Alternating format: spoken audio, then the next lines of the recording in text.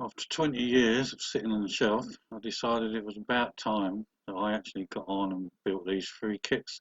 They're all Panzer ones, they're all from MasterBox in the 1/35th scale. First one comes with three figures, the second one and the third one are just variants of the same model. All the kits, the lower hull, the lower part of the actual tanks, all the tracks and all the running gear and all the lower part of the body, they're all the same all the way through the three kits. For the first one, I've followed the instructions quite carefully. The instructions are rather bleak. You just get pictures of the whole bits and it doesn't give you any idea of what to put where, when.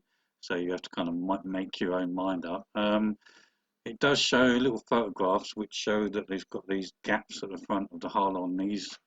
But after doing the first one, I made them slightly different, doing a different process of putting them together, and I didn't need no filler on the second and third one.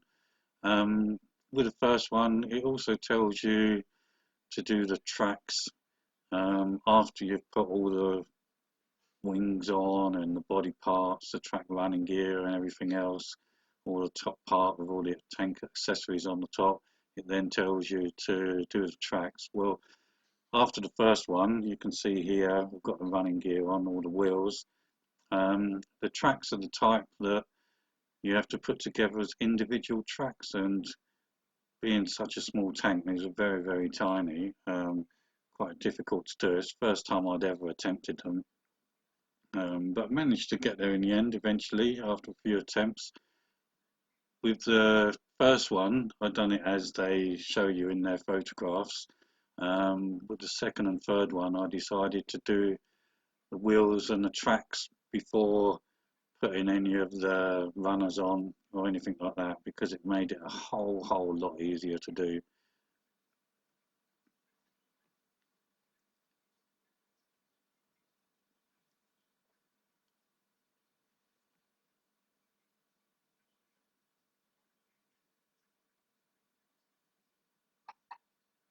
You see here all the accessories going on.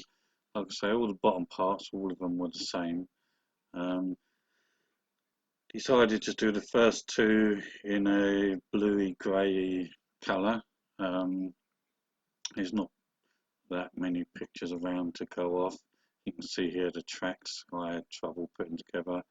Couple of coats of weathering to get to the final end result. Here you can see that I've got the base coat down. I've got the metal parts that come with the model as well over the exhaust there. Here this one, you can see the transfers are on the decals. A little bit of weathering, and then had to go back in and weather it up a little bit more.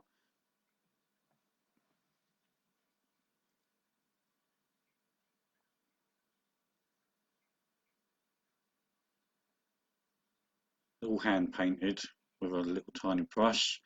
I've got the stippling effect, trying to reproduce a bit of cast iron kind of bumpy effect. I've done that by, after painting each section by hand, I then went along with the side with the brush and just stippled it a little bit, just to add a little bit of texture in there.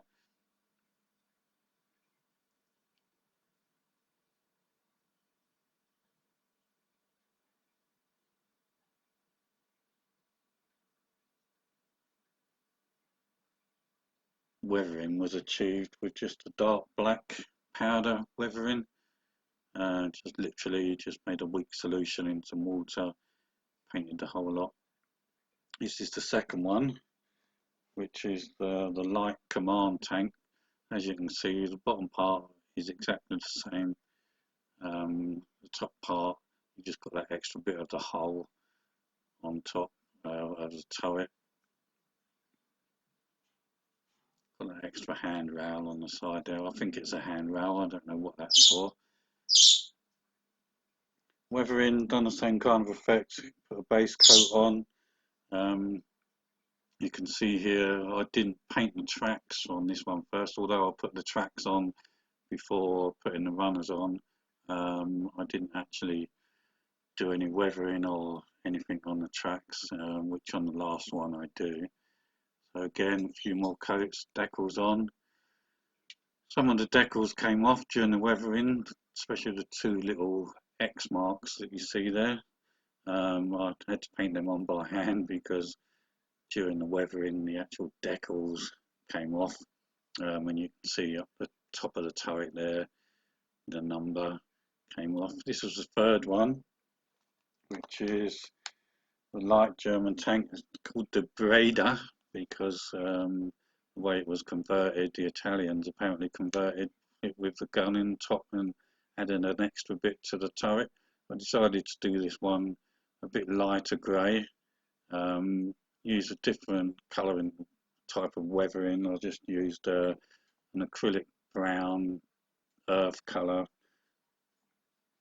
very watered down, and literally just smothered the whole thing.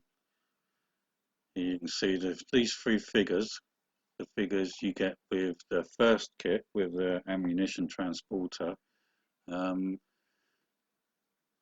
Quite pleased with the way the faces come out on these three. Been doing a little bit of practice, but I could never ever quite get the face right, so I was struggling. But I think now I've got a bit of a technique down where I can get the eyes done properly after watching some various YouTube videos. You see, I've just got these on a microwave plate, believe it or not, sat on a table, and I'm just rotating the plate as I'm taking the pictures. Overall, not too bad. The third one, the lighter grey one, had some troubles with it all lining up properly.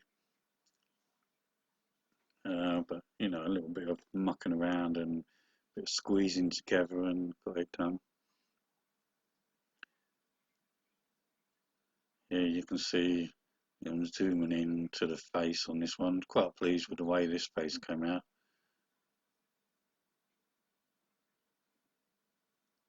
Couple of area shots to finish. Might give diorama build a go. When I did buy these three kits, I did pick up a couple of buildings with it as well, like buildings that have been blown up, so I may even attempt to build those. But anyway, thanks for watching. Take care. See you soon.